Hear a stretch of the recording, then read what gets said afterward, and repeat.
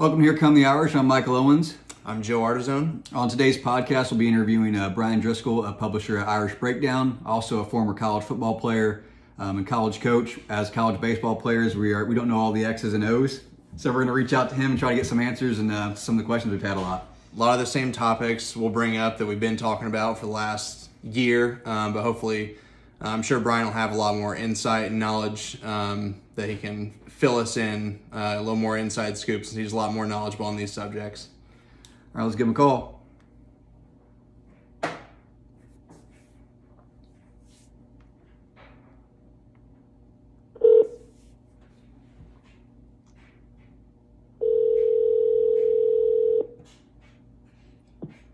Hey.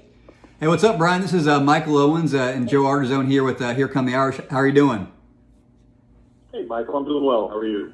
Hey, not too bad. Hey, we're really excited to have you on the podcast. We do kind of weekly preview show, and we always mention your breakdowns and stuff like that. We played college baseball. We know you coached, I believe, at Defiance too. We played college baseball in that Heartland Conference, so we're interested to see someone who knows a little bit more of the X's and O's than we do. Yeah, Coach, love. Well, I appreciate that.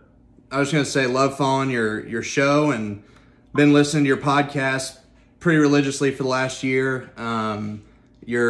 I probably like yours the most because you're real and you're genuine, and I feel like you give your opinions on everything, regardless of what people think, and not just trying to tell people what they want to hear. No matter how much it's going to piss people off. Exactly. So I appreciate that about you. Well, I appreciate that. And kind of diving into the questions and topics for you, I know we sent them over to you, so you kind of got an idea what we'll be asking you. So kind of start with the most recent question we got here. Your thoughts on the Rose Bowl. Obviously, we all know that Notre Dame kind of played as about as well as they can, or kind of no one really expected them to win that game. What are some positive takeaways you can give for Irish fans who've seen the Notre Dame continue to lose those big games? Well, I think one positive for me is actually I don't think Notre Dame played as well as they could play, and I think that, look, I've been in the game before. I coached at the Division III level. I coached in the third round of the playoffs one year against Mount Union, and our kids played as well as they possibly could play, and we still got beat by 3 touchdowns. I don't think Notre Dame played as well as they could have. I don't think they were as good as Alabama, but I think there's still another level for Notre Dame to get to. But what I also took out of the game is that along the lines, I felt Notre Dame competed with Alabama. I think at worst, at times, it was a stalemate. There were some positions where they lost battles. There were positions where they won battles. You go back to the first half. Najee Harris's big run, the play where he hurdled over Nick McLeod, if you go back and watch that play, the Notre Dame defensive line had pushed Alabama into the backfield, the offensive line into the backfield. It's just that the linebackers didn't flow properly to the ball. So I felt that was a big thing, because if we go back to 2012, Notre Dame was a team built around the lines just like they are now, but their lines got dominated by Alabama. That was not the case in this year in the Rose Bowl. I thought Notre Dame up front competed. They ran for 130 yards in the first half against Alabama. So I thought that was encouraging. I thought the Notre Dame defense in the front seven, I'd say in the front four, and then obviously Jeremiah Wusu played well. Kyle Hamilton showed that he belonged. So there's some difference makers that Notre Dame has. They just got to add a few more guys to that. And then obviously I think offensively is really where Notre Dame is furthest away, but I think that has more to do with how they operate the offense than it is just about the talent or lack thereof. Physically, I think when you looked at the teams this year compared to years past, obviously the Charlie Weiss era and maybe even the beginning of the Brian Kelly era, physically, I thought we looked like we belonged more than we did in the past. Speed Absolutely. and size and just in the trenches. It doesn't look like there's that big discrepancy, which, there's fanboys from other teams saying Notre Dame's slow and stuff, like old things from 2007. But I think we're right there physically. Would you agree? I think they're closer. I think that I don't know if Notre Dame has the depth yet. I think that would be probably my concern. So what I mean by that is, when Alabama lost Landon Dickerson, there was a drop-off between him and Chris Owens, but the line still functioned well.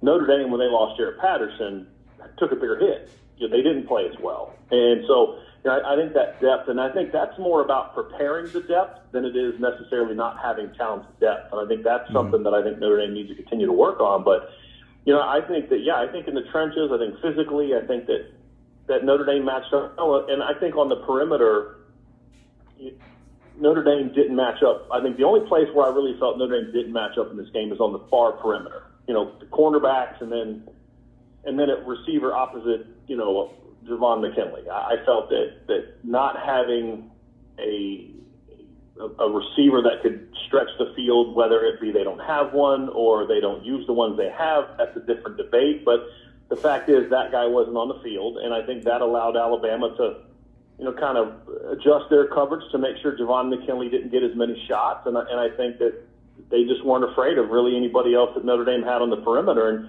it reminded me a lot of the Clemson game. If you go back and look at the 2018 Clemson game, the Cotton Bowl, if you go back and look at Notre Dame's first two series, if I remember correctly, this is kind of off the top of my head, but I believe I had Notre Dame down as having an efficient run on 6 of their first 10 carries of that game. They were actually getting a good push. If you remember the carry that Jafar Armstrong had early in the game where he ran for about 8 or 9 yards, where the Notre Dame offensive line just pushed Clemson off the ball, and he just kind of ran behind them for 8 or 9 yards. But after the first couple series, Clemson realized the quarterback's not going to throw the ball past 10 yards. So they just started loading the box and basically saying, if you're going to beat us, you're going to have to beat us throwing the ball downfield, and Notre Dame wasn't willing to do so. We saw that happen again in this game, where Notre Dame ran the ball really effectively in the first couple quarters, even longer than they did against Clemson in 2018 because the line was a lot better.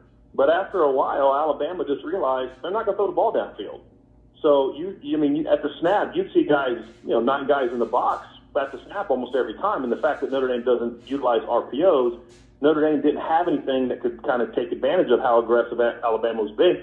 There was one particular play where Chris Tyree had to make a guy miss behind the line of scrimmage, and then he gets 2-3 yards downfield, and there's already a safety there kind of eating him up. Kyron Williams had similar issues once they realized that Notre Dame was going to stretch the field. So I think that's going to be the big thing for me is physically they matched up. They have to find ways to keep teams from just loading the box in these big games because that's what we've seen happen. We saw it in the ACC title game. We saw it in the Rose Bowl, and we saw it in the Cotton Bowl 2 years ago. Yeah, and that's probably the biggest question mark we've had all year is obviously no one has the wide receivers that Alabama does, and everyone kept saying like Notre Dame doesn't have like the talent at the skill positions, the receiver positions and stuff like that. And me and Joe have been feeling like they actually do. Players like you can see in the notes, we had Jordan Johnson, Braden Lindsey, whether or not I know he wasn't 100% or not, Lawrence Keys, Xavier Watts, and other guys. It seems like Notre Dame really didn't fully utilize those guys, or was it a lack of play calling by Tommy Rees, or what's kind of the reasons like Notre Dame doesn't really play those guys, especially when like last year, it's not like in the past I thought it maybe been. We never know because Brian Kelly's always not too like direct with us if it's like academics or if it's development or if it's don't want to lose eligibility. But last year, no one was losing any eligibility at all. So if you could kind of talk about that for us. Well, I think this is part of it is let's be honest. Part of it was bad luck. Kevin Austin being hurt in fall camp and then during the summer and then getting hurt again when he was trying to work back. So not having really Kevin Austin all year hurt. They planned on using Kevin Austin. He was going to be part of it. And then Braden Lindsey was banged up for most of the year. And then when he was quote unquote healthy, I never really thought he was healthy. He just didn't have that same burst that we saw the year before. And then he would just kind of go out after a couple games. So that hurt. Let's be honest, that hurt.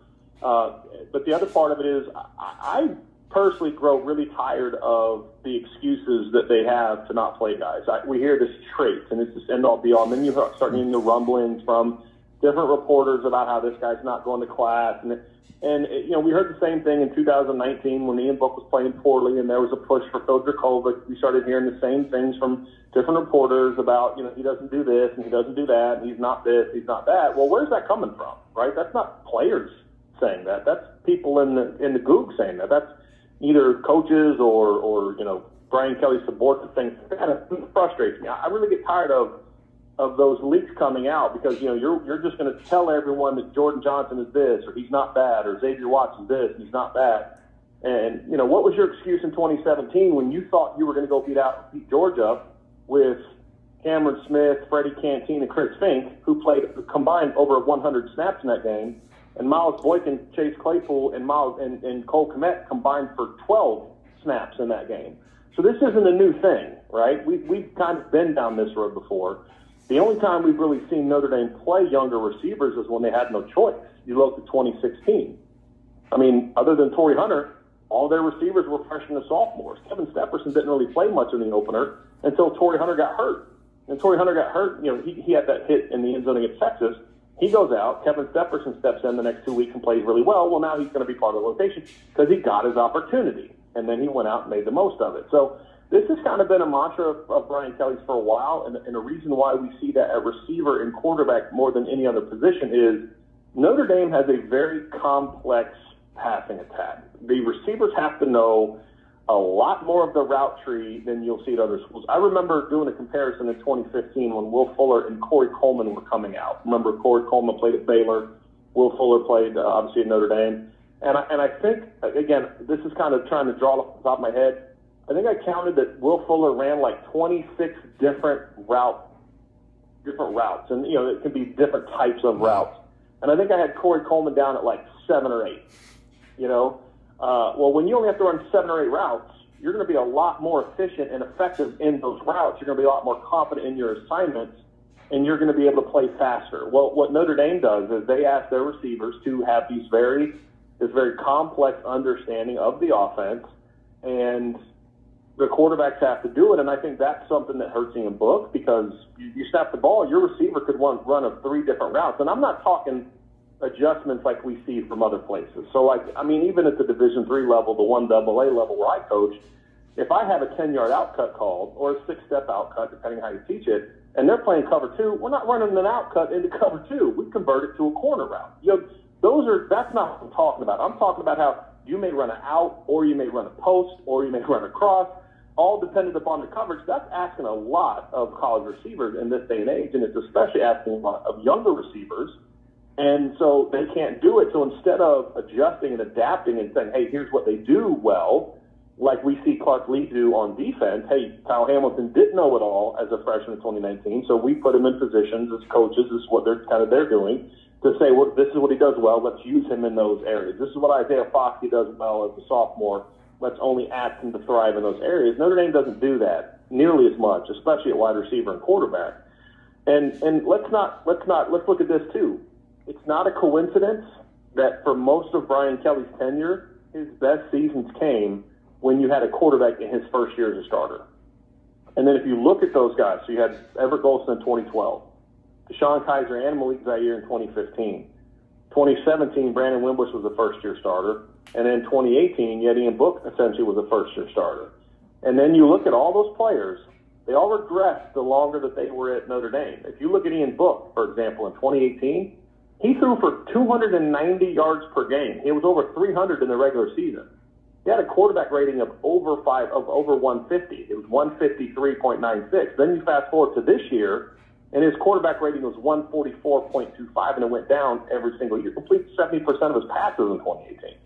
We saw Deshaun Kaiser become less effective in year 2. We saw Everett Golson become more turnover prone the longer he was in his career. So when you see this continue, Tommy Reese is another example. Tommy Reese, as a freshman in 2010, completed 61% of his passes. In 2011, he completed 65% of his passes.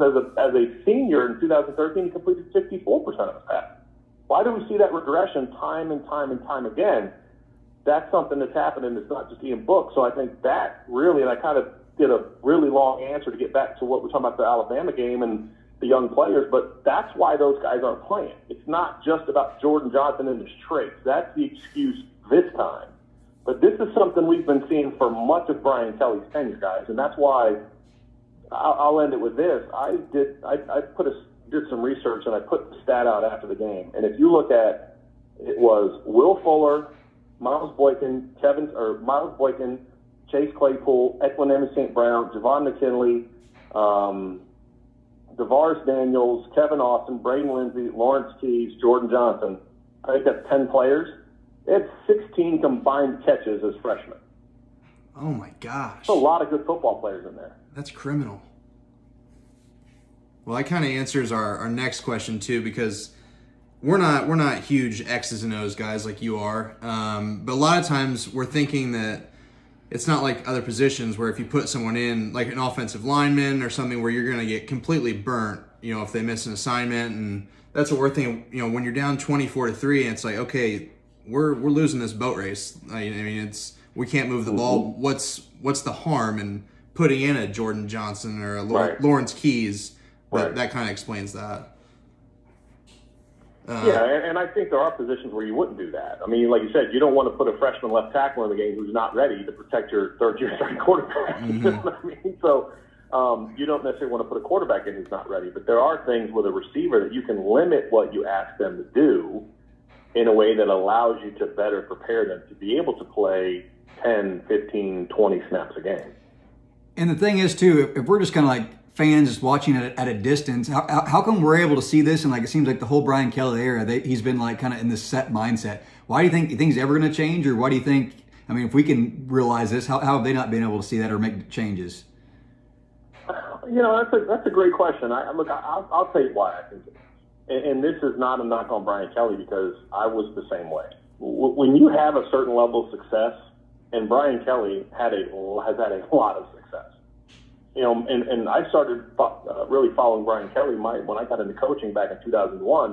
What he was doing at Grand Valley State, he was doing revolutionary stuff.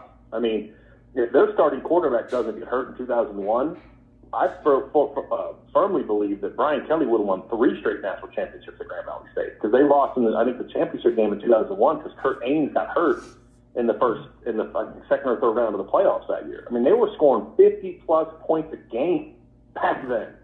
And, you know, and things he was doing at Cincinnati, you know, and then you kind of decide you're going to go a different way at Notre Dame. And you look at it, and, you know, Brian Kelly likes to say a lot. This is one of Brian Kelly's favorite phrases. You know, I've been doing this X number of years, right? I've been doing this 30 years. I've been doing this 20 years. As he's gone on, he always talks about how long he's been doing it. And that's kind of a way of saying, shut up, I know more than you. I'm going to do what I want to do. And the problem is, I don't think he surrounds himself with enough people that are willing to push and challenge him to say, hey, we should be doing it a different way. And one of the coaches he did challenge him, who brought some different things, Chip Long, for example, who brought RPOs, and, you know, and Notre Dame had their best scoring offense under Brian Kelly with Chip Long at the helm. And I don't think they necessarily had a great all-around team that year, especially at running back, and there's some offensive line questions, and he gets fired. And then, of course, we hear the same thing of he did this and he did that, all these awful things that he did during his 3 years at Notre Dame, where it's yet again, why didn't we hear these things for 3 years? For 3 years, we don't hear about these things, but all of a sudden, when it's time that you have to make a move, to fire a coach, to promote Tommy Rees, or whether it's to not play a player, we hear all these bad things about a guy. So I think there's some stubbornness to it, but honestly, that's true of a lot of coaches. I mean, Nick Saban had a little bit of stubbornness when it came to coming around to this modern era of football. I mean, you go back to his first year with Lane Kiffin, I mean, they had a lot of butting heads, because Lane Kiffin wanted to kind of bring the offense into the modern era, and Nick Saban still wanted to win 17-13, right? When you had the success that Brian Kelly's had, I understand why he would be a little hesitant to not listen to people like me or other people that follow the team. Just like, you know, when people who never coach the game say that I'm wrong about something, I'm less apt to listen to it than I would be if a friend of mine in the coaching profession said it. I just think that's human nature. When you are one of the best in the world at what you do, and Brian Kelly is, he didn't get to this stage at Notre Dame without being a really smart, successful coach. The number of people that you're really going to actually hear is pretty small. That universe is pretty small. And I don't think Nick Saban and Dabo Swinney and Urban Meyer are going to beat down Notre Dame's door to try to tell Brian Kelly what he needs to do to go start winning championships. Yeah. You know what I mean? So I think that's why it's that way. But I also don't blame them for that, because I think that's how a lot of coaches are, and the number of coaches that are willing to make those kind of big changes are small. And let's be honest, too, guys, some of the big changes we've seen in recent years at Notre Dame and other places happened because coaches are about to get fired. Brian Kelly doesn't make the moves he made to get Notre Dame where he is now, where they are now, if it wasn't for the 4-8 season. Ed Orgeron doesn't make the changes to hire Joe Brady unless he was on the hot seat after continuing to fall short. He knew he had to make changes. His job was going to be on the line. And so he was kind of forced into those moves, and look what happened. You know, you went from a quarterback who put up mediocre numbers and an offense that was less successful than Notre Dame's 2020 offense, went out and set records the next year. But he didn't do it because he thought outside the box. He did it out of self-preservation. And that's what we saw from Coach Kelly in 2016. It was after 2016, it was more about self-preservation. We can't keep doing what we're doing because otherwise they're not going to bring me back if my plan is to just coach a little harder and play a little better. I gotcha. going off that, I was just kind of thinking of, when Tommy Rees was hired, not that we were just completely disappointed that he was hired. I wasn't in the interview room. I didn't know if they talked about it or not, but I was just worried that he was just going to be, Kelly's yes man. And it's another guy like you were talking about, like that's already in that circle that they can bounce the same ideas off of that they, I think he had 2 years of experience coaching, Northwestern and the Chargers. But not. Yeah, he was a GA for Northwestern, and then sort of an assistant to an assistant coach with the Chargers for a year before the quarterback shot in Notre Dame. But I just thought it might be nice to get some new eyes in there, some new ideas and concepts. But it seems like Tommy Rees is doing a good job. How did you think that Tommy did this year, and did you think he progressed as the year went on?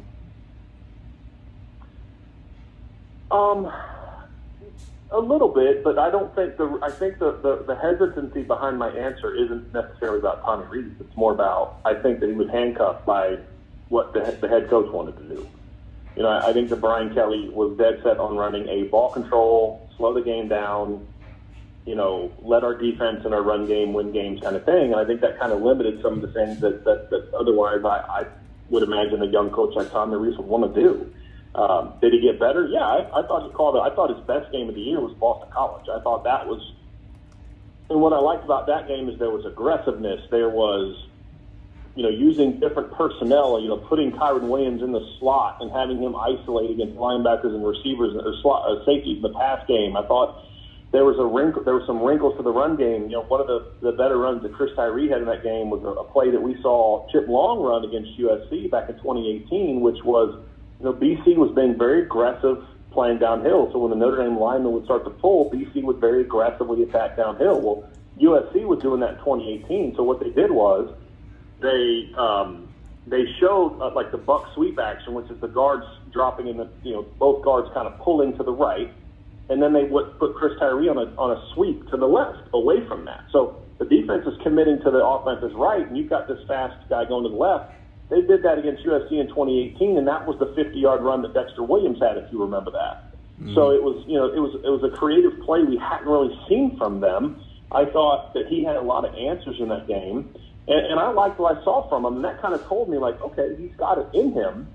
And then, you kind of go through the next couple games, and you're back to the conservative, not really taking shots, not attacking the defense's weaknesses, things like that. And then we go back to the offense not being overly effective. So, I think Tommy Rees is an incredibly smart coach. When he was hired, I had an issue with it because I thought, like you guys did, they should have hired a more veteran coach. But it was never about Tommy Rees not being smart. I thought he would eventually be the offensive coordinator. I just thought from a timing standpoint, he needed a couple of years. And to your point, I felt a year or two under Joe Moorhead where he kind of got a different voice. Because if you think about it, all but 2 years of Tommy Rees' adult life have been with Brian Kelly and Brian Kelly's philosophy and Brian Kelly's offensive system, right? That's a decade.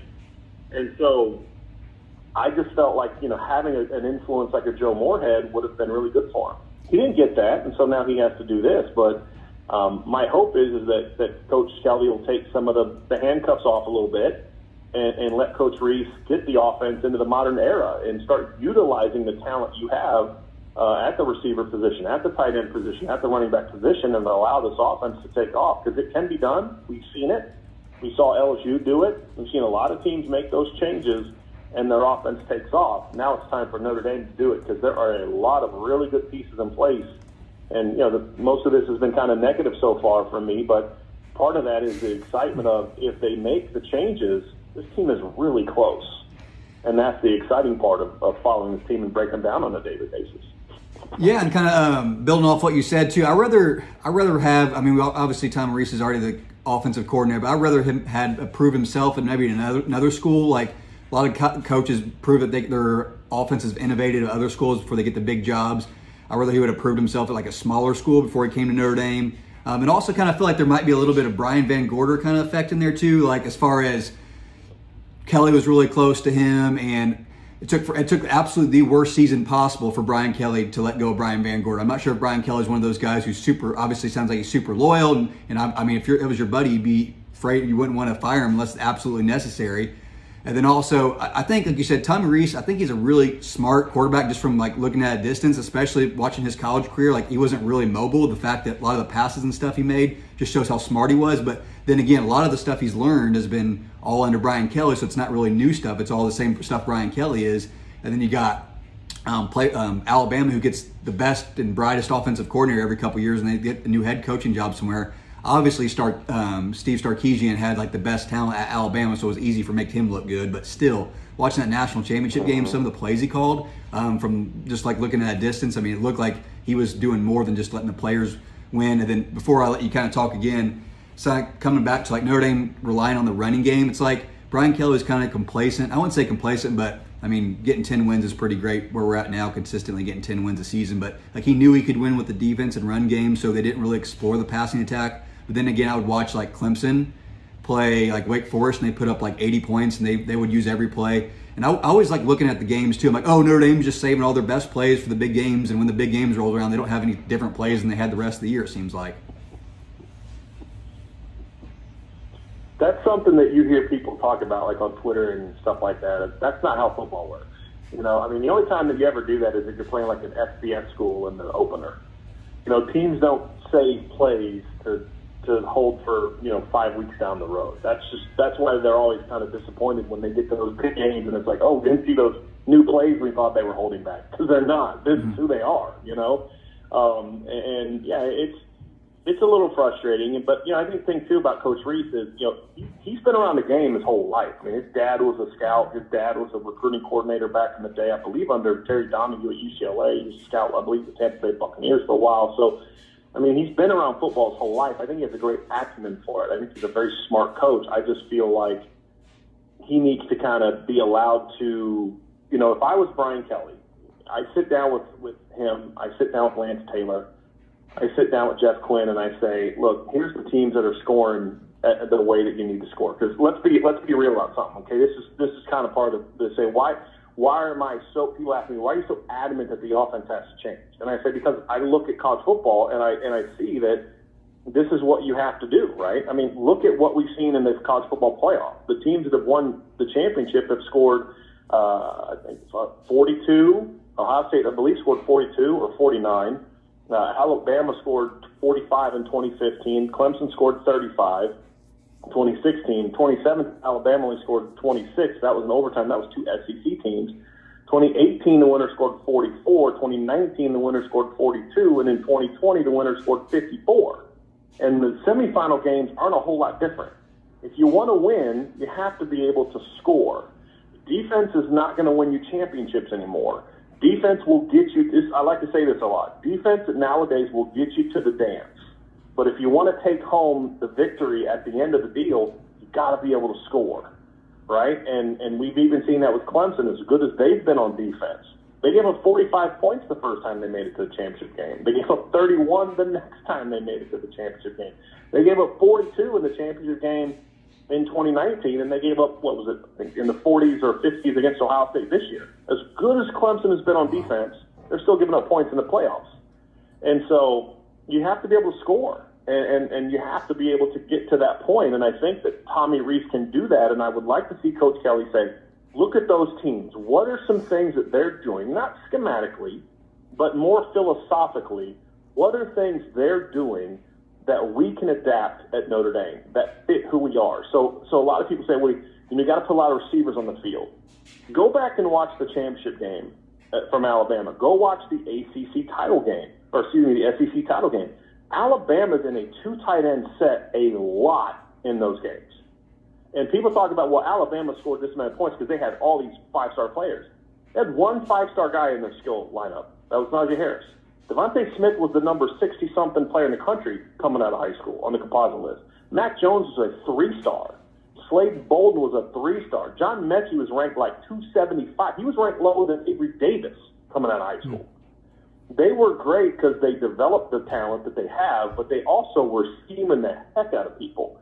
And we kind of dove into that in one of our podcasts after the game, where we talked about, yes, they have great players, but they're also scheming. And if you want to look at Notre Dame's offense is actually the kind of offense a team like Alabama should be doing. because it requires great talent to thrive in. You can't run Notre Dame's offense and be successful without elite skill players, because they put them in so many isolation situations where it's your one-on-one, you have to be better than that guy. Whereas Alabama has great players, but then they scheme those players to be even more effective. And that's why their offense went from, 35 to 38 points a game, which is what they were scoring most of Nick Saban's tenure, to 48, 49, because they did make those changes. I would have them look at the changes Alabama made. Look at the changes LSU made. Look at the things that Clemson's doing, Ohio State's doing, Oklahoma's doing. They're all doing different things. But what are the philosophical things that all those teams are doing? All those teams run the heck out of RPOs. All those teams will mix up their tempos, including pushing the tempo when they need to. Most of those teams are built around being good running the football, but they're also about, you have to be able to attack the perimeter. You have to use your passing game to complement and protect your run game. That is something Notre Dame has to do, and I've advocated that if Notre Dame would push the tempo, utilize RPOs more effectively, enhance their pass game from a scope not from a scope standpoint, limit the scope, but enhance it from a schematic standpoint to do more things to attack opponents, you would see them be a more simplified offense, but you then see them be a more explosive offense, and their run game would really take off. Go look at the numbers Ohio State's had running the football in the last 2 years. Go look what Oklahoma's done running the football all these years. People forget Oklahoma goes for over 200 yards a game almost annually running the football, because they understand the need to run the ball, but the RPOs and the pass game is such a part of it that it allows you to be more explosive, and it allows you to be more correct. And when you have a young coordinator, you have a lot of pressure on him when he has to get the call right every time. And then when you go tempo or you go slow, it allows the defense to find up, it allows the defense to mess with their coverages, to do a lot of things pre-snap to try to confuse the quarterback. And if you don't have the call right, then you're not going to be successful on that play. Whereas an RPO concept allows you to be right more often, because if you're calling a run play and they're going to put, an overload, a certain alignment, now you have the ability to just throw the ball somewhere else without having to make an audible or any kind of adjustment, right? Mm-hmm. And so I think it would actually benefit a young coordinator to be able to do those things. Notre Dame is doing things that you'd think a team with elite players all across the field would do. And I think that's why their offense goes from good for much of the year to just non-existent in those big games. I mean, think about it. They scored 3, 10, and 14 points on the big stage. In the last 2 touchdowns they scored, the touchdown they scored at the end of the Clemson game and the ACC title game and the playoff game were both garbage touchdowns. Mm-hmm. They've really been in single digits in meaningful minutes. Why is that? It's not talent. You can't tell me it's talent. You can't look at the 2018 roster with Chase Claypool and Miles Boykin and Cole Kmet and Alize Mack and Dexter Williams and tell me they didn't have better than 3 points talent. You can't. You can't convince me of that. That reminds me of our podcast before the Alabama game. I mentioned Brian Kelly comment that made my blood boil. He said we're going to play defense on offense. And I thought, man, you still don't get it at this point. Like, the average fan can turn on the playoffs and realize that you're going to have to score a lot of points to win this thing now. That just reminded me of that right. Comment. But that's assuming your goal is to win the game. Yeah. And I'm not saying Brian Kelly didn't want to win, but I think Brian Kelly's bigger goal was to limit the game to where they could keep it the score closer.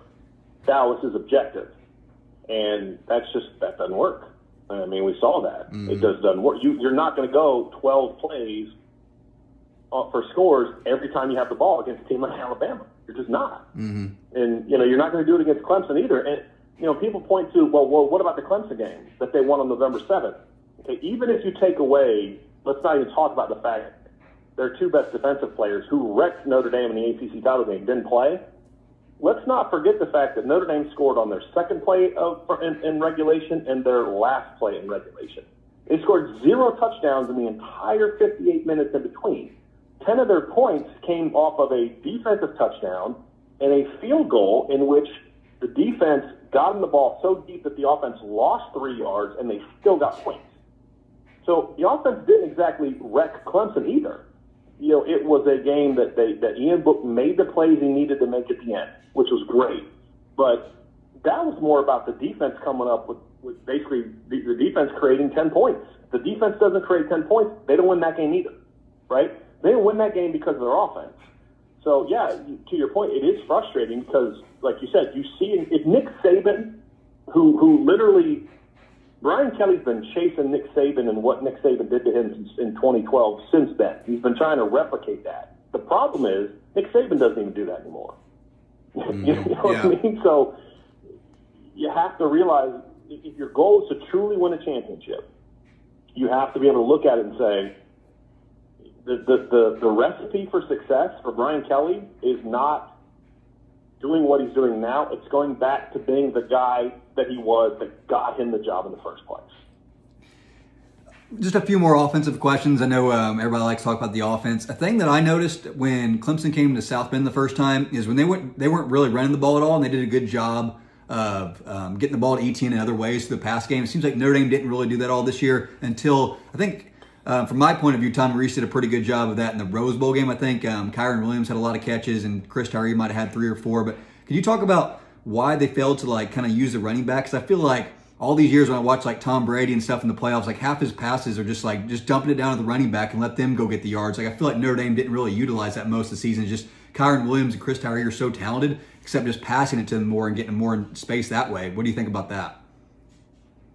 I think there's a lot to that. I think that definitely needs to be more of a part of what they do. I think that if you go back and look through the season, there were times when the running backs in the pass game were utilized, and it was incredibly effective. Go back to the opener against Duke.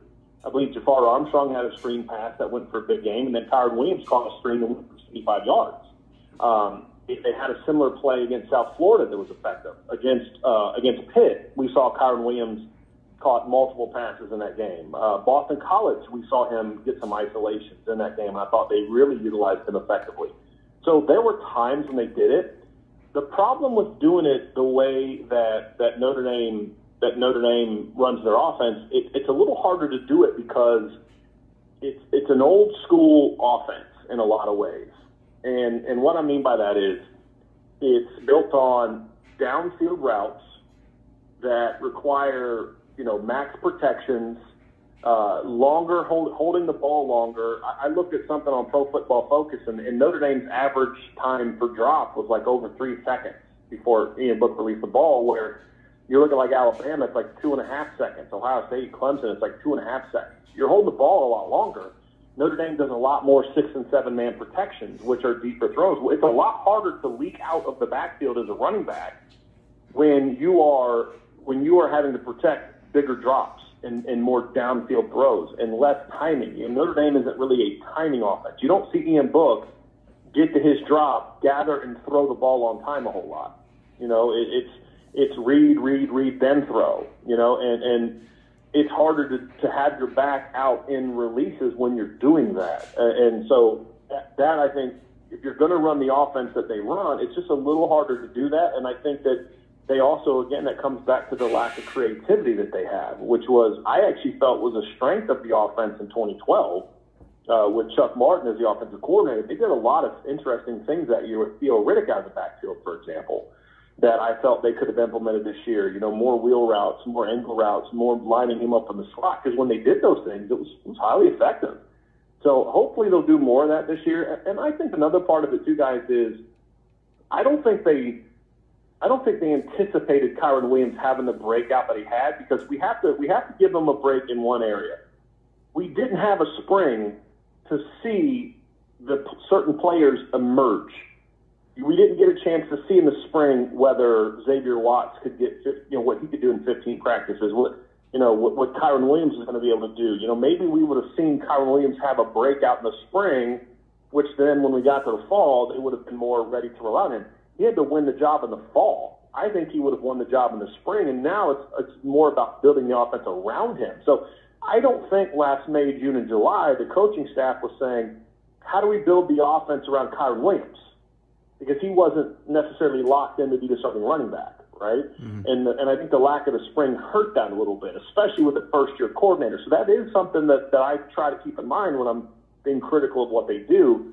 That's why I'm also confident we're going to see a lot of what you're talking about, which is more use of the running backs in the pass game, not just using them out of the backfield. But my hope is that we'll see them together, where you'll actually have Chris Tyree in the backfield and then Kyron Williams moving around, running slot, doing slot stuff, because he's such a good route runner. So now that Kyron Williams is the heart and soul of the offense, I think now you'll see them do more of that stuff as we kind of get deeper into this offseason and getting into the fall. I think you'll see him be utilized more in those regards. Because if you look at his numbers, so after the first game, here's his receiving yard numbers for the net from South Florida to Clemson. It was 10, 11, 5, 37, 24, -2, right? Not a lot. Then it jumped to 37, 20, 33, 14, and 31. So you started seeing more. He was 2-1, 3-2-1 in catches. The last 5 games, he was 4-4, 3-3, 8. So we started to see it as we got later in the year when they had kind of established their identity as an offense. And so I think that's why I'm confident that we will see that more, because I think you need to have that. And to your point is, when you're only using 3 receivers and routes a lot, and then 4 at the most, those guys better be really good, because you have less receivers to then influence the defense to open up other players. Where, Alabama will do things where they'll actually motion their tight end in, have him pass block, and then have Najee Harris release out of the backfield to try to still keep a 6-man protection, but then have a different way to use him in the pass game. And they'll do a lot more just empty protection, where it's just a 5-man protection and 5 guys out in route. You need to be able to utilize more of that as well. The problem for Notre Dame is whenever they do a 5-man protection, it's from an empty backfield. So the team knows you're doing it.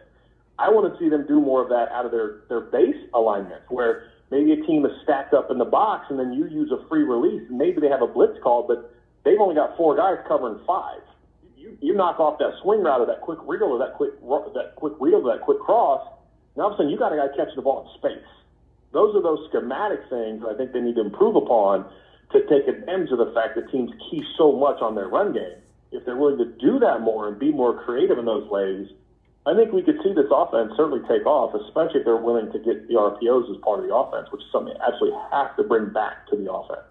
Yeah, for everyone that's watching this podcast, we're not trying to be negative at all. I mean, I'm more than thrilled that Notre Dame's made the championship game 2012, playoffs 18, playoffs last year, basically 3 times in the playoffs in the last decade for the program. So, I mean, I'm more than thrilled. I mean, we could be where Florida State's at right now, or Michigan's. I mean, there's a lot more programs, blue bloods out there. Or where Notre Dame was 5 years ago. Yeah, that's true. Yeah, so, I mean, we're just as kind of former college baseball guys and kind of not doing it as our full-time gig, just wanting to ask you these questions. So, I mean, we're more than happy with what's going on with Notre Dame. We're just wanting to know what it takes to win the whole thing. So if anybody watching the podcast, kind of just prefacing that. But before we move on to defense, some other general questions, I think Joe had one last question about the offense. Mm-hmm.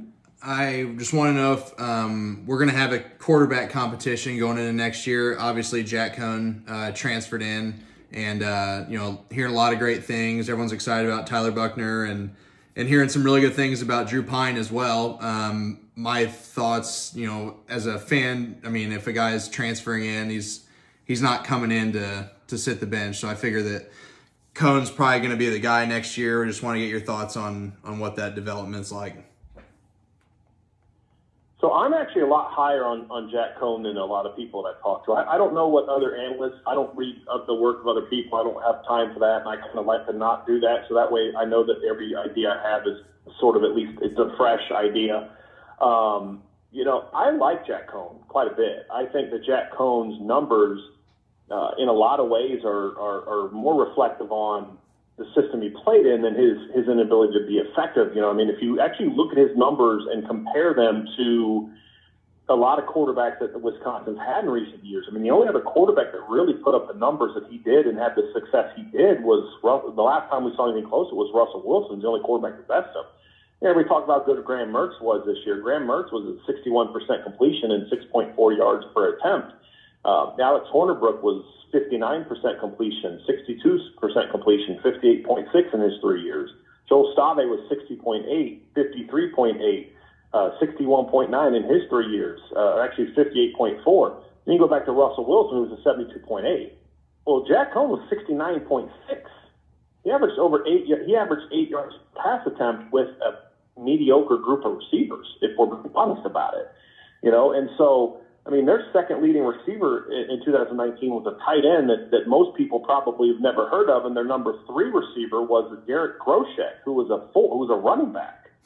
and he wasn't even their starting running back. So he wasn't exactly working with Cole Kmet and Chase Claypool. I actually like Jack Coan. I think he's a really smart quarterback. I think he's got a good arm, not a great arm. It's a good enough arm. He can make the throws. He's a gutsy player. He'll bang the back shoulders. He throws with really good anticipation. That's something I thought Ian Book struggled with a lot of times, and again, partly because of the offense that he was running in.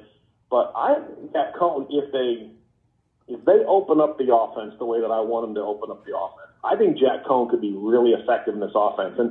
And if there's anybody asking, because this is something I get a lot, well, you're saying that you want him to do more RPOs, but Jack Coan can't run.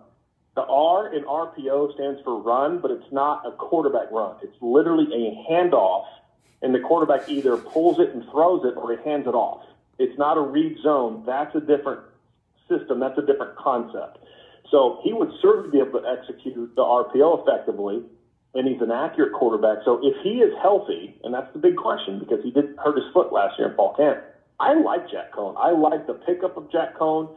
And it doesn't mean that I don't like the young quarterbacks on the roster. I do. I just felt like this was a smart move for a program that doesn't necessarily have that heir apparent ready to go because Tyler Buckner is a freshman who's played one season of football in the last 3 years. We have to remember that. I mean, he didn't play as a sophomore and he didn't play as a senior. And then you're just going to throw him in at Notre Dame in game one against Florida State? That'd be really unfair to Tyler Buckner. So I really like Jack Coan coming in because I think he can kind of create a bridge between the career of Ian Book and then the career of who the ultimate long-term successor is going to be, whether it's Drew Pine or, I believe it's going to ultimately be Tyler Buckner. So I really like what Jack Coan brings to the table, and I think he's going to have a lot of weapons to work with next year, running back, tight end, and receiver. If they can get the offensive line going, make necessary adjustments scheme-wise, I really think this offense could be a lot of fun next year. Heck, and that's a great point about the RPOs. Heck, if Mac Jones for Alabama can do those RPOs, I mean, surely Jack Coan can do it. And then another thing, too, I'm not sure if you've got tons of spreadsheets in front of you, but I like how you bring up statistics. You have tons of statistics. Because when I do my writing and do the podcast, too, I feel like trying to be unbiased when you're just knocking off statistics. So those are unbiased. Because obviously you're a Notre Dame fan, too. Like, we want to be positive. We want to be realistic, too. So I really appreciate all the stats you're dropping. Well, I think the thing about it, people understand, is you can look at it as negative or you can look at it as believing that Notre Dame is capable of more and offering my advice as an analyst, as a former coach in whatever capacity to say, hey, there's another level that you can get to if you get to it. This could be a lot of fun. If I felt Notre Dame had truly reached its peak and they were doing everything possible to be as good as they were and this was the best they could do, then I'd be sitting back and enjoying it a lot more. I just feel like there's another level that Notre Dame can and needs to get to. So that's where the criticism is from. If you're someone who just is perfectly fine being 10-2 every year, and I think the last 3 years Notre Dame has gone, was it like 33-5, right? That's great, but they're 6-5 against ranked opponents. I mean, there's another level there, right? Mm-hmm. I mean, Brian Kelly has won 2 games against opponents that finished ranked in the top 10 going all the way back to 2013, right? Yeah. Whereas I think Lou Holtz beat like 8 top 5 teams in 2 years in 88-89. Goodness. Right? So there's another level. It's not being negative. It's just saying I love what this team has done. I love what Brian Kelly's done. We can walk and chew gum at the same time, right? We can say Brian Kelly, if you go back and look at this program from when Brian Kelly was hired, in every capacity, facilities, reputation, recruiting, every way, Notre Dame is light years ahead of where it was when he took over. And no matter what he does moving forward, no one can take that away from him.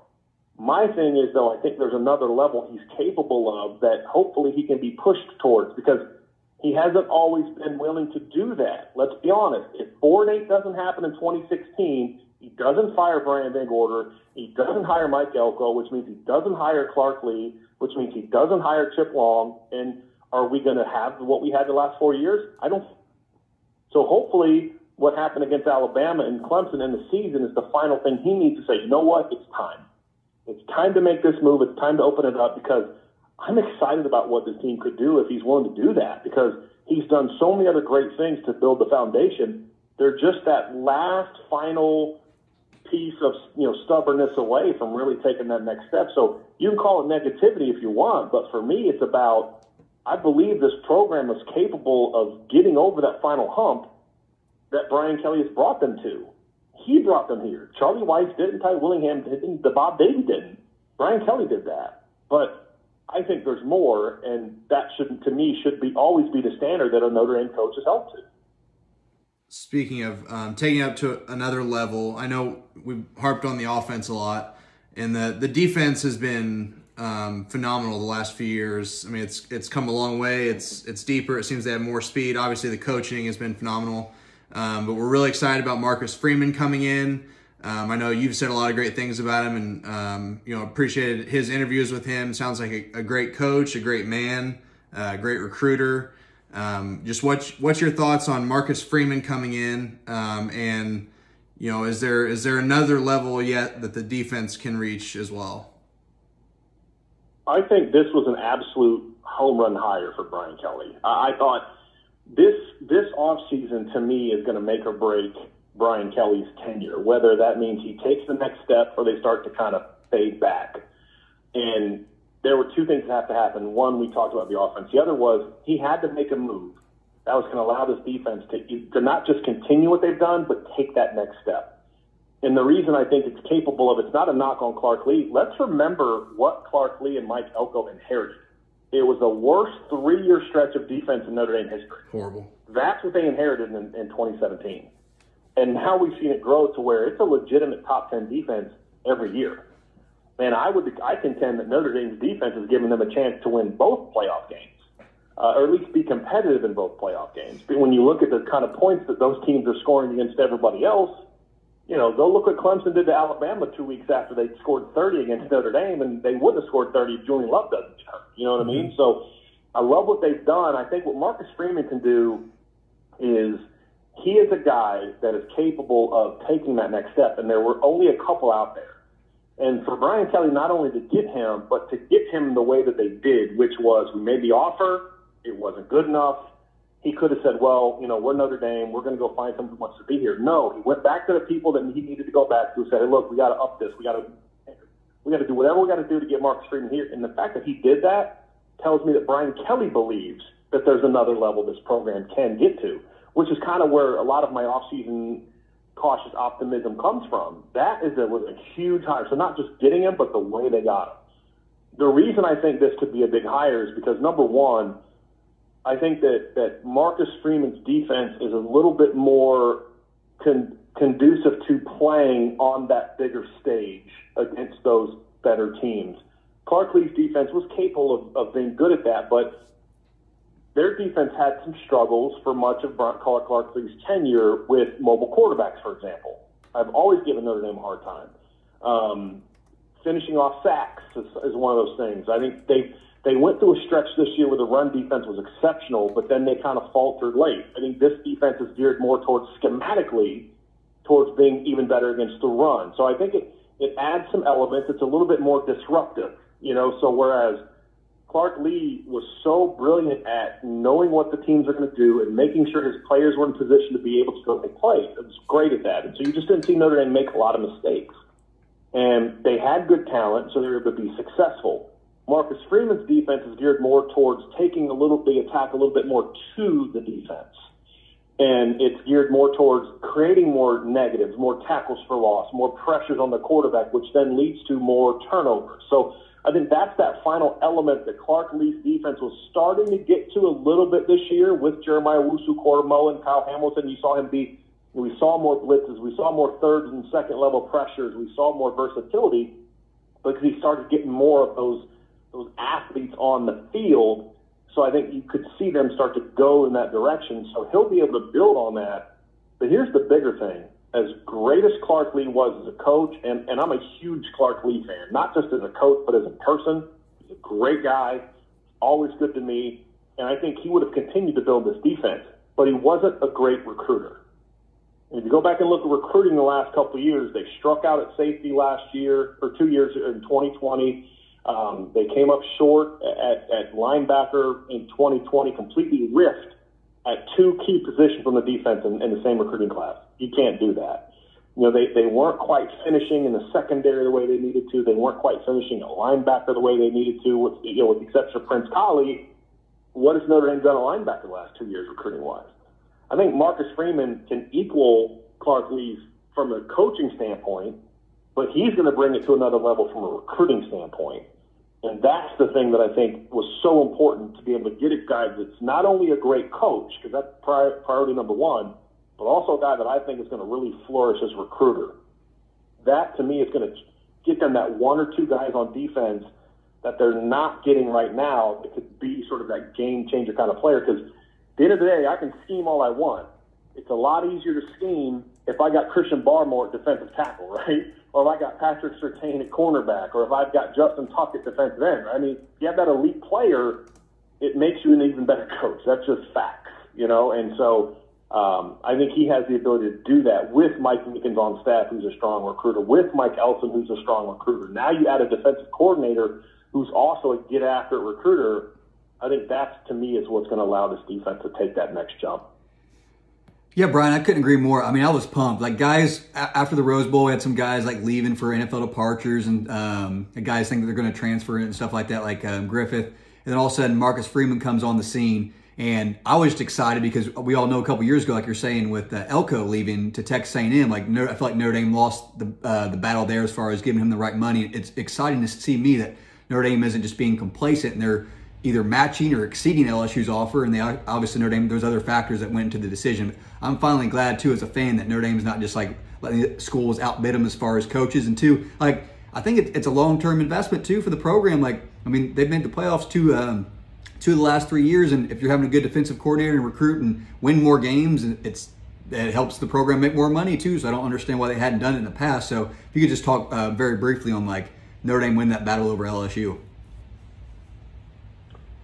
You know, I think it's important because you have the good coach, right? But I think it's also important symbolically, because whether it's fair or not, when you develop certain reputations, that is going to be influenced. Coaches talk, coaches see, they pay attention to stuff, right? Other coaches see that. And one of the reasons that some coaches don't necessarily have a desire to coach at Notre Dame is not just about money, but it's like, well, they're not going to do what they got to take to, if I do well, to make money and things like that. You know, so when it started to kind of leak out what Clark Lee was making when he left, it's like, wow, he's making a lot more money than I thought he was. And then you find out that Marcus Freeman's he's going to be a top 10 paid defensive coordinator this year. Well, that stuff starts to get around in the coaching circles, and now all of a sudden Notre Dame becomes, there's a lot of things to like about Notre Dame anyway. A lot of the headaches that you have to deal with at other schools, people think recruiting is easy because you can do this. Well, you've got to deal with boosters at those places. You've got to deal with all these other things. You don't have to deal with at Notre Dame. So there are some advantages to being at Notre Dame too, but if I can go make, X amount of dollars at this other school and Notre Dame's going to pay me half that, then I don't want to go to Notre Dame. And so some coaches won't even consider coming to Notre Dame. But now that you've seen Notre Dame do this, you're saying, hey, look, they're serious, right? They're serious about taking that next step. They just went out and outbid LSU. It doesn't happen, and to do that, I think sends sort of a shockwave through the coaching world that now all of a sudden you're thinking, okay, I like Marcus. I think Marcus is doing a great job. Notre Dame's willing to pay money. Let me think about that now. So I think it was important to not only get Marcus Freeman, but I almost think it was better that they initially didn't get him, and that they had to then go out fight LSU for that. Because not only was it successful from you actually got the coach you wanted, but symbolically it was huge. And don't think recruits aren't paying attention either. They see that. Coach Kelly, you're going out and doing what you got to do to get the best coach. All right, that tells me something. So I think the way it went down was every bit as important as the end result. And you put those two things together, I mean, I just can't say enough about how important this was for Notre Dame in so many different ways. I hope I answered your question. I hope that was kind of what you were asking. And Bryan, I know we're almost at an hour here, but we still got a few more questions for you if you don't mind. I think Joe's got a few more for you. This one you don't have to dive into. I was just curious, just in general, who do you think will be the best team on next year's schedule? I know we were talking about in the last podcast about how we're really excited from a fan standpoint about the schedule next year, and excited to get out of the ACC, just get those rivalry games back, and there's just a little more variety. Obviously, a few of the teams are better than, playing the Georgia Techs and, the Pitts, Wake Forest, yeah, and the gauntlet of the ACC schedule. Just wanted to get your quick they thoughts. Still have Georgia Tech. Yeah, that's true. That's true. But who do you think is going to be the biggest challenge next year? I think there are three teams I look at that have me. I don't know if there's one that I would say I'm most concerned about. To me, I think there's four teams really that I think of those four. Those are going to be the toughest wins. And I think one of the great things Brian Kelly's done is you don't see Notre Dame losing to Northwestern and Pitt and Louisville anymore, right? And Tulsa, maybe. Those games you almost kind of chalk up as automatic wins. But you got to win those big games. And to me, for them this year, it's going to be Wisconsin, Cincinnati, USC, and North Carolina. I think to me, those are the four games, and you play them in a 6-5 game stretch. You know, they play Wisconsin, Cincinnati back-to-back, then they have Virginia Tech in a bye week, and then it's USC and North Carolina back-to-back. So that really tough stretch is really going to me, determine what Notre Dame does next year. I think those are probably, to me, the more challenging games. I think USC is going to be an interesting team next year because they could be mediocre or they could be a juggernaut. You just don't know because there's the talent's there, but is the coaching there? That's kind of the question. And so, you know, Cincinnati's, to me, going to be very talented, but losing Marcus Freeman is going to sting a little bit. And then Wisconsin, to me, is going to be a lot better next year. They lost so many players this year for COVID reasons and those types of things. They had to play a lot of young guys. Those guys are all coming back next year. And I think that's going to be a really big game. And Wisconsin's the kind of team that can sort of match Notre Dame along the lines, which nobody else really can do with any consistency. So I think that's what makes that game a little bit challenging. It's going to be, you know, really similar styles unless Notre Dame opens things up. And they've got a really good young quarterback who I think is going to see his game explode this year in Grant Mertz. And I think that's going to be the biggest storyline of the year is Jack Cohn kind of playing his old team. Notre Dame tried to recruit Graham Mertz. They wanted him really bad. He ended up sticking with Wisconsin. They had to go with Brett Clark. There's going to be a lot of fun storylines going into that game, and I think that's probably going to be the most physical game. And then you have the two athletic teams in USC and North Carolina. One of the last few questions we have. You're obviously a little bit more of an insider as far as knowing like the background of the program and stuff like that. Do you have any sense of like when Kelly's time horizon is for like a few more years or a 5-year program? Because I just wonder what your kind of projection is for the next couple of years, 5-10 years out. Like, is Kelly going to be there for a few more years and maybe Marcus Freeman takes over as head coach, or is he just kind of good where he's at? I think it might be there at least the next 5 years, or do you have any idea as far as kind of the outlook of the program as far as coaching?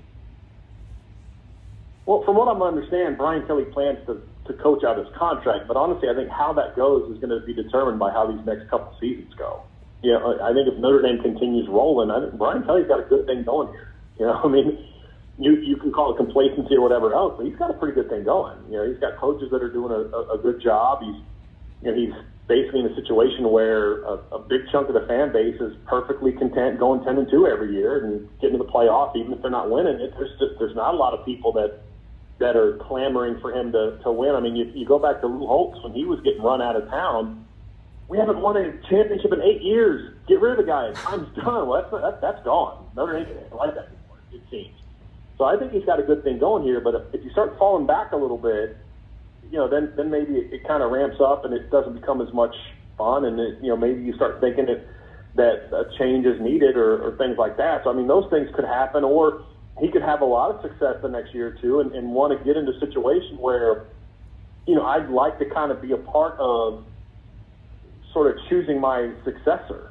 And if that's going to happen, it's most likely going to happen in the next couple of years. You know, whether that's, to me, the only guy that would make sense to do that with would be Marcus Freeman. Of course, we got to see what he does as a coach this year, but I think that would make a lot of sense. So I just think it just depends on how these next seasons or 2 seasons are going to go. I think the plan is to see it through the 2024 season, but you start looking at the 22 and 23 schedules, and you've got Ohio State and Clemson on both of those schedules. You've got USC, you've got North Carolina, you've got all some really challenging schedules.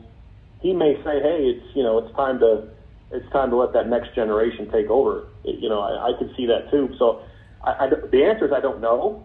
But I do think that how these next 2 seasons play out is going to determine whether he is sort of still invigorated to kind of finish those final 2 years, or if he thinks it's time to, this complacency can turn to staleness really quick, right? And so if he's ready to kind of say, hey, it's time for some fresh blood to finish this thing off. And if he wins the championship, he's done. Yeah. I mean, We'll fire him. He's going to pull a John Elway and be like, peace out, and Driskell, you're the worst, and I'm going to take my ring and go down and, as he said several years ago, sip Mai Tais on a beach down in Florida. Has he, I'm not sure, because like I said, we're not into it every single day, like full-time jobs, but do you go to like the press conferences? Has he ever mentioned you like that? Because you just made a kind of hint about it. Has he ever mentioned like you or like other... Is he aware of you? Like, has he ever made a comment like that? I still can't hear you. I'm sorry. Oh, I was going to say, is Coach, you kind of hinted at something like he might be talking about you. Has he ever like hinted about something you've written, or does he aware who you are or anything like that? No. It's the comment he made after the playoff loss when he was not liking the fact that people were asking the head coach of Notre Dame tough questions after they just got their butts kicked by Alabama, and he said that he's going to, that they're going to win these big games, and he's going to be not fun to deal with. So just, since I'm the one being critical of him now, I know he's not too thrilled with the way that I am critical of the program, and he wasn't too thrilled with the criticism I lobbed against, the hiring of Tommy Rees. I don't think it'd be personal. I don't think he'd say something like that. I was just trying to be lighthearted. But yeah, I do think Brian Kelly, knowing Brian Kelly, he won't be gracious in victory. But you know what? I don't care. If he brings the championship to Notre Dame, you can say whatever you want to me. Anything. Like, that's fine. Yeah. Just bring the championship home, because I'll still be happy. Oh, yeah. I mean, we'll be critical of him, try to be fair as far as everything. But, man, if I saw him anywhere, I'd be the first one run over, try to get a picture with him. I mean, he's our coach, and we just want the best for Notre Dame, obviously. Coach, you've been great with your answers and very thorough. So you've answered like 3 or 4 of the questions I had on here. But one more that I have is, obviously, there's a lot of new faces coming into this season, new schedule. Just kind of curious what your thoughts are on what to expect as far as, obviously, you don't know what the outcomes are going to be, but what's kind of the goal for this season? What's a realistic goal? Are we still, we talked in the last podcast about Notre Dame's, they're still going to be favored probably in just about every game this season. Are we looking at 10-2 would be successful, or are we realistic in wanting to be back in the playoff, or where does that stand? I think that if you look at the schedule, I'd say who's the team on the schedule that you would say has more talent than Notre Dame on the regular season schedule? And I don't know if anyone can really see. So maybe USC or so and so has similar talent, but nobody has better talent. And I would argue the 2 most athletically talented teams that Notre Dame plays next year, they play at home. And that's USC and North Carolina, who they play at home in back-to-back games.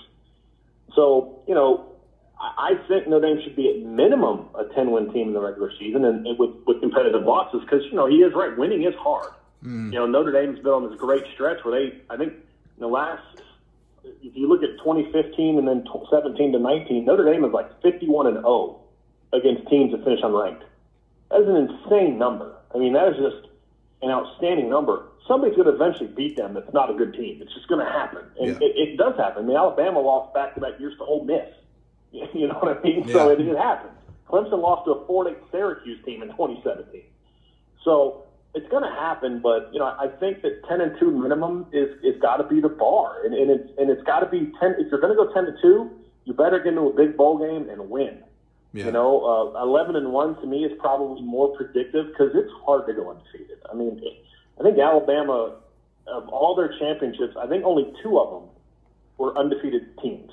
If I'm correct in my thought on this, I believe it was the 2019 and then this past year's team. I think they're the only 2 undefeated teams that Alabama had. The year that they beat 2011, the year they beat LSU, they lost to LSU in the regular season. 2012, the year they beat Notre Dame, they lost to Texas A&M in the regular season. I think 2017, I believe they lost in the regular. I think they lost also, or 2015, excuse me. I believe they lost in the regular season. I think that year they lost to Ole Miss. So of all the title teams, he didn't go undefeated at LSU in this title team either. Going undefeated is hard to do. And so I don't expect them to go undefeated next year. I do think they should be minimum 10-2, and I think 11-1 is more about, okay, you're playing to your talent by going 11-2. I think that's at least where they need to be. But they're also going to lose some really good players, and they should be in a reloading mode now, right? Like, you're going into year 12. You should be in a reloading mode. You're going into year 5 of your post-2016 makeover. Your program's healthy. It's time to reload. And if Jack Cohn is as good as I think he is, and if they make the changes on offense that I hope they're going to make, yeah, I think we're going to go into November with Notre Dame at least being in the conversation of either being undefeated or a one-loss team that if a couple things break their way, they could get in the playoff. They go 11-1 and don't make the playoff next year. Barring it not, as long as it's not like an embarrassing Miami from 2017 loss, it's a heck of a year, right? Yeah. Now let's see you go to a major bowl game and win it, right? At some point in time, you have to do something we haven't already seen, right? You have to do something that's, okay, well, this is a step in the right direction, and I think next year needs to be that. And it doesn't have to be a playoff win to be that. It could be 11-1.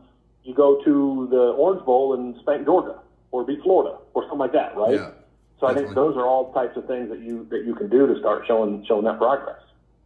Yeah, we would definitely love a New Year's Six Bowl victory. I know the media talks about Notre Dame hasn't won one in forever. You think about 2012, Notre Dame played their bowl game against the champion. 2018, they played against Clemson, the champion. Last year, they played against the champion, Alabama. I mean, think about this year. Who was the Fiesta Bowl? Iowa State versus Oregon. You tell me Notre Dame couldn't have won that game or lousy games like that in the past, and then they beat Iowa State by I don't know how many points, at least 3 touchdowns last year with a team that wasn't just pretty comparable. So, yeah, but let's be honest about something too, though, guys. If they beat Iowa State in the major bowl game, it would be, well, you beat Iowa State. Yep. Yeah. I mean, that's just how the media is going to portray it. You have to beat a big boy on the big stage. Yep. Simple as that. You have to beat a Georgia, a Florida, an Ohio State, a Penn State, an Oklahoma. You have to beat one of the big boys. When they're fully healthy. They've had some good regular season wins like that, but you got to do it in the postseason for people to finally shut up and say, "Oh yeah, okay, they're pretty good." And that's what Clemson did, right? Clemson beat LSU in Ohio State, and Urban Meyer coached Ohio State team in back-to-back bowl games right before they really took off. Heck yeah! Those games that to me took them to that next level. Yeah, I mean, before 2015 when they beat Notre Dame and that monsoon out there, I mean, everyone was, what was the term, Clemsoning? They hadn't won one since 1981. Yeah. I wrote about that at Irish Breakdown the other day. I said, look, let's not act like Clemson is some juggernaut that they've been that way. That before 2016, Clemson's last national title was 1981. From 1983 to 2014, I believe Clemson had 0 top 10 finishes. Wow. They made the changes to get to where they are now, but part of the changes come because you win those games. Beating Ohio State, because remember, that was an undefeated Ohio State team until they lost to Michigan State in the Big Ten Championship. And remember, Michigan State finished that year 13-1. That was Notre Dame's last top 10 win. It's a team that finished in the top 10 until they beat Clemson this year. That was a really good Ohio State team. And Clemson beat them with Tosh Boyd. Remember that? And then the next year they went out and they were a younger team and Deshaun Watson got hurt, but the recruiting started to take off out of that Ohio State win. And a year before they beat LSU. And that was sort of the springboard to start getting that talent. Because if you look at recruiting from 2010 to 2015 recruiting classes, Notre Dame had higher recruiting classes than Clemson in all but 1 year. If you look at NFL talent, first, second, third round talent, of all the players that played on the 2015 teams, Notre Dame had more players taken in the first round and more players taken in the first 3 rounds combined than Clemson did. Wow. So they didn't become the juggernaut they are now just because they were this tradition-rich program. They earned it. They built it. They made the changes. Remember, in 2012, they gave up 70 points to West Virginia in the Orange Bowl. Oh, my gosh, I forgot about that. Coach, my college football history is pretty good, but you're like an almanac. You got any more questions? Well, this will be done. Yeah. I can't think of any more off the top of my head. One parting thought I would say, and this isn't the greatest comparison, but I've been writing about this. I came across this, what coach won their first championship this deep into their tenure at Notre Dame? And I was looking at Tom Osborne for Nebraska. He'd been there for 20 seasons, and then after his 20th season, somewhere around there, he won a title 3 of the next 4 years, or next 5 years. So that gives me hope that just because Brian Kelly's this deep doesn't mean that he can't still win a championship. So that's kind of a parting thought I would say. Sure. I think there's. We've seen that before, but I think the other thing too is most coaches don't win titles this deep into their tenures because most coaches don't have the success to last this deep into their tenures. So, I mean, that's kind of why we see it. And we've seen other coaches win championships deep into their coaching careers, like Bryan. I mean, Howard Schnellenberger wasn't a spring chicken when he won his first championship at Miami, So, and Dabo, I mean, Dabo won his first title in 4, 5, 6, 7, 8, 9, his 10th year. I mean, Dabo won his first title in the year 10. Dabo was at Clemson before Brian Kelly was at Notre Dame. Wow, I didn't think about that. Huh, that's a good point. He started in 2008. He took over for Bowden early in 2008, and then his first full year was 2009. So he'd really been at Clemson 3 years when Brian Kelly arrived. So his first 3 years, they went 4-3, 9-5, 6-7, 10-4. That's not from memory, guys. I'm actually looking at his record, so I'm not. that one I'm actually did research on. Yeah, his first title came in 2016, but his first year as head coach was 2008. His second title was in his 12th year. Well, Brian Kelly's getting ready to go to year 12, right? So it can take time. Yeah, I mean, it can be done. He just has to be willing to make the changes. I mean, Ed Orgeron wasn't exactly the world's greatest coach until he was willing to kind of say, okay, I'm going to stop being stubborn and being defense and ball control, and I'm going to go out there and we're going to want to turn it up a little bit. And look what they did. Because here's an exercise for you guys to do for your next podcast. Go study the offensive numbers for the LSU offense and Joe Burrow was quarterback in 2018, and go compare and also look at Clyde Edwards-Helaire, go look at Justin Jefferson, Harris Marshall, and Jamar Chase. Go look at their numbers in 2018 and then compare them to what they did in 2019 with the same players, exact same players. And you're going to find that the numbers that they had in almost every category were below what Notre Dame was in 2020. Points, yards per play, all of it. Go look it up and do that research because you're going to be surprised at what you see. And then go look at what they did in 2019 with the same exact players. Change is possible. Yeah, absolutely. You got any more questions? Bryan, thanks very much. We'll keep in contact with you. Thanks for answering all the questions for us and kind of giving this X's and O's and just really everything. We really appreciate coming on here on a Saturday night. We'll let you get to the rest of your Saturday night, but any other final thoughts, Joe? One more. Coach, what years were you at Defiance? 2012 and 2013. Okay. I played baseball at Franklin College in 2013, and we played at Defiance. And I'll tell you what, it was March, and it was some of the coldest baseball I've ever been a part of. It was freezing rain. It was windy. It was hell. Remember, we had one of those really bad winters that year. Oh, it was awful. 2013. Yeah, so Northwest Ohio, we had a really, really rough winter that year. So I remember I had to cancel multiple recruiting trips that off season before I left Defiance because that was a rough winter. Yeah, but not important, no. But I had to bring that up. Defiance is one of my least favorite places. Yeah. So you drove through the one stoplight. Yeah. There's not much there. Absolutely. That's funny. Well, I appreciate you coming on, Coach. Thanks again, Bryan. Take